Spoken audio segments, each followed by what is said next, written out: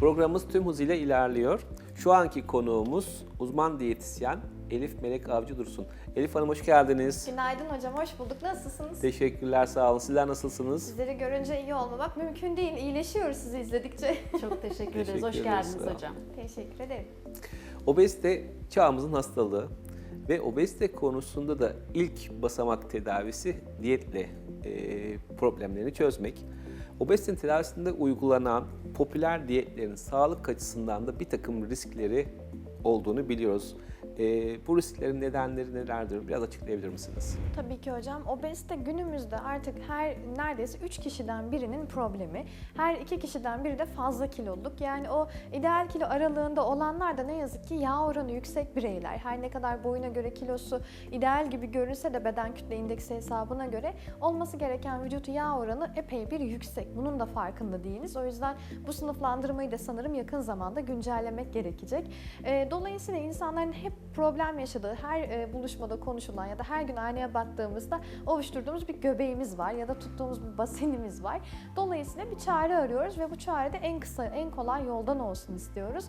En hızlı nasıl kilo verebilirim peşindeler. İşte vejetaryen diyetler, ketojenik diyetler, işte taş devri diyeti diye adlandırılan aşırı protein ağırlıklı veya sadece yağ ağırlıklı diyetler ya da açlık oruçları, açlık diyetleri gibi kısa zamanda kolay sonuçlar elde etmeye yönelik şeyler arıyorlar. Fakat bu tarz diyetlerde elimine edilen gıdaların vücudumuzda çeşitli besinsel eksiklikler yarattığını biliyoruz. Veya tam tersinde fazla tüketilen, örneğin fazla protein ağırlıklı bir diyetin başta safra kesesi olmak üzere çeşitli organlarda rahatsızlıklara yol açtığını ve aşırı beslenmeden kaynaklı örneğin işte ürik asit birikiminin artması veya işte gut hastalığına olan yatkınlığın artması gibi çeşitli sonuçlar verdiğini biliyoruz. Dolayısıyla en doğru diyet modeli sizin önce bir kan tahlillerinizi yaptırıp gerekli değerlere hekim tarafından bakılıp en sonunda varsa konulan bir teşhis ona uygun bir beslenme modelinin diyetisyen tarafından hazırlanmasıdır. Tabii ki herkes başarıya kolay ulaşmak ister ama kimse diyet yapmak istemiyor. Yani bu diyeti ya çok aç kalmak olarak değerlendiriyorlar veya da tam tersi bir yük gibi değerlendiriyorlar. Oysa ki burada yapmaya çalıştığımız şey yaşam tarzını değiştirebilmek. Evinde yemek yapan birinin kullandığı yağın farkına varması, yapmış olduğu hamur işi, pasta, börek, çörek tarzı şeylerin ne kadar sıklıkla yaptığını görmesi veyahut evde yapılan yiyeceklerin hangi gıda ağırlığında, örneğin sadece karbonhidrat mı veya sadece kızartma türü yağ ağırlıklı mı besleniyorlar? Bunların farkındalığını sağlayarak toplumumuzda en az tüketilen meyve, sebze, süt ve süt ürünlerinin tüketimini artırıp kötü gıdalar diye nitelendirebileceğimiz ya da zararlı özelliği fazla gıdaları azaltma yönünde bir danışmanlık sağlamaya çalışıyoruz. Ve kişiler diyetten ne kadar kaçarlarsa aslında diyetin kucağına o kadar düşüyorlar. Bunu şöyle açıklayayım. Her yolu deniyorlar. İşte çaylar, işte çorbalar, ürünler, bilmem neler. En sonunda bu mide ameliyatına kadar da gidiyor. Sonunda da tabii ki diyet yapmayı o kadar istemeyen insanlar yine diyetle kilo veriyorlar. Fakat bunu farklı bileşenlere bağlıyorlar. İşte ameliyat oldum, kilo verdim. Değil. Günlük tükettiğiniz gıda miktarı bir yarım pet şişe kadar olsa bir ay boyunca bir ayda yine kilo verirsiniz ama sağlıksız bir kilo verirsiniz. Dolayısıyla dengeli beslenmek ve bunu sürdürmek geri kilo almamak için önemli. Peki hocam, obezite tedavisinde kullanılan diyet supplementleri nelerdir? Bir de sizler bu yağ yakımı için neleri öneriyorsunuz? Mesela bunlar da insanların en çok aradığı şeylerden bir tanesi. İşte yeşil çay içiyorum her sabah, çok güzel. Kahvaltı yapıyoruz, tamam çok güzel. Kahvaltıda zararlı hiçbir şey yok. Öğlen yemeğine geldiğimiz zaman işte bir kebapçıda ya da işte çalıştığımız kurumun menüsünde bulduğumuz tüm menüyü tüketiyoruz. Bunun içinde tatlı da var, ondan sonra kızartmalar da var, pilav, börek, dolma tarzı şeyler de var. Sadece yeşil çay bu sefer yeterli kalmıyor.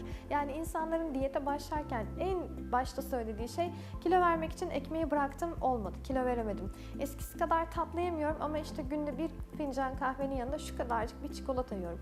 Bu cümle zaten şu demek: kendime her şeyi masumlaştırmaya çalışıyorum. Dolayısıyla bu masumlaştırmaya çalışmalar yine o dengeli beslenmenin temellerini sarsıyor. Tamam, normalde çok iyi besleniyor olursak bunları tolere edebiliriz. Çünkü çikolata da yağ grubudur. Yani bir ceviz, badem, zeytinyağı neyse bitter oranı yüksek, %70'in üstünde olan çikolata çikolatalar da bir yağ grubudur. Aslında sağlıklı da bir yağdır. Hani antioksidan özelliği çok güçlüdür. Fakat biz genelde fıstıklısına, sütlüsüne karıştığımız için bu özelliğinden ziyade yağlandırıcı özelliğini yüksek tüketiyoruz.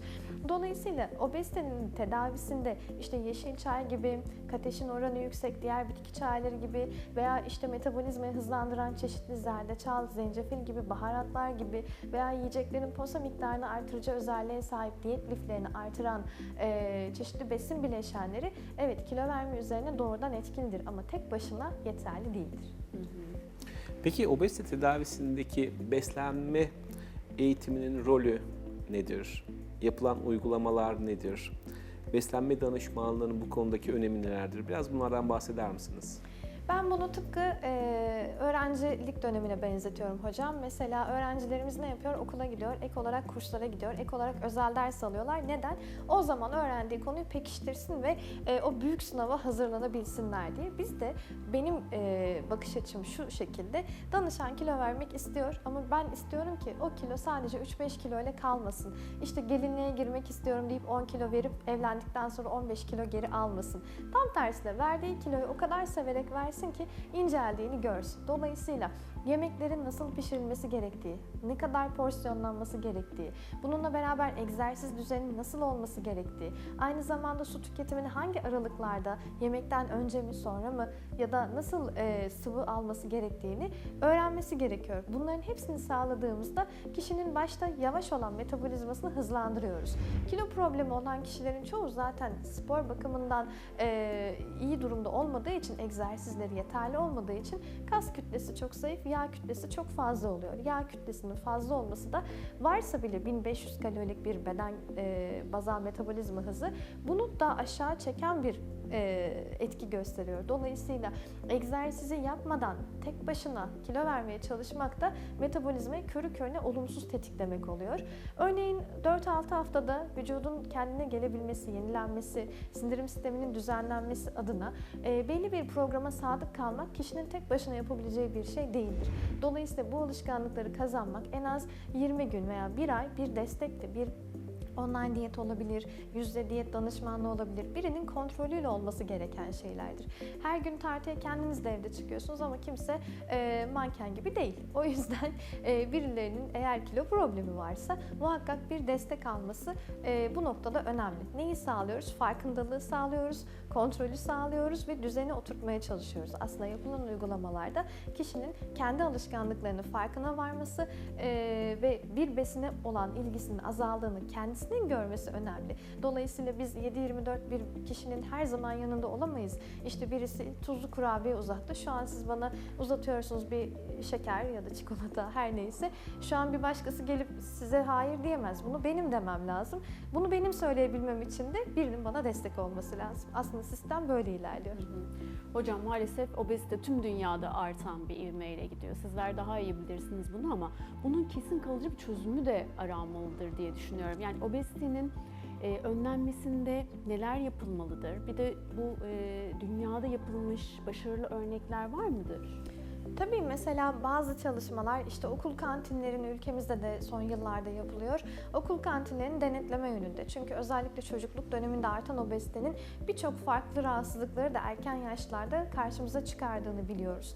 Dolayısıyla kantinlerde abur cubur tüketiminin azaltılması ayrı bir uygulamadır veya bazı yiyecek ve içeceklerden özel tüketim vergilerinin alınması gibi politikalar geliştirilmiştir. Bunlar da yine o içeceğin ya da yiyeceğin fiyatı yüksek olduğu için tercihin azalması, tüketimin azalmasına yardımcı olmaktadır. Veya tam tersi sağlıklı yani A skoru verilen, yurt dışında bunun A'dan E'ye kadar skorlandırılması var. Paketlerin üzerinde görebilirsiniz. Nutri-Score dediğimiz besleyici özelliği iyi olan gıdaların işte fiyatlarının daha düşük, kötü olan gıdaların daha yüksek olarak insanların ilgisinin azaltılması gibi çeşitli uygulamalar var. Yine aynı şekilde bazı bölgelerde işte ne kadar bisiklete binerseniz size o kadar ücret ödeniyor gibi farklı uygulamalar ya da telefonlarda bu tarz şeyler var. Belli adım sayılarını tamamladığınızda size ödüller veriliyor gibi. Dolayısıyla bunlar da yine obezite ile mücadelede elimizi kuvvetlendiren şeylerden bir tanesi. Obezite sadece besinin fazla tüketilmesinden ziyade aslında bir insanın ya da bir toplumun yaşam biçimini de bize gösteriyor. Nasıl mutsuzken çok besine yöneliyoruz ya da mutluyken çok yiyoruz veya aslında biz beslenmeyi seviyoruz. Bir şekilde kabul ederek bu düğüm noktalarını çözmemiz gerekiyor. İnşallah diyelim bir gün hepimiz bu düzene, bu yaşam standartını yakalamaya yaklaşmış oluruz hocam. Verdiğiniz bilgiler çok değerli gerçekten. Çok teşekkür ederiz. Ben teşekkür ederim. Çok teşekkür ederiz. Bugünkü program konuğumuz uzman diyetisyen Elif Melek Avcı Dursun idi. Kendisine vermiş olduğu bilgiler için tekrar teşekkür ediyoruz. Programımız kaldığımız yerden tüm hızıyla devam ediyor.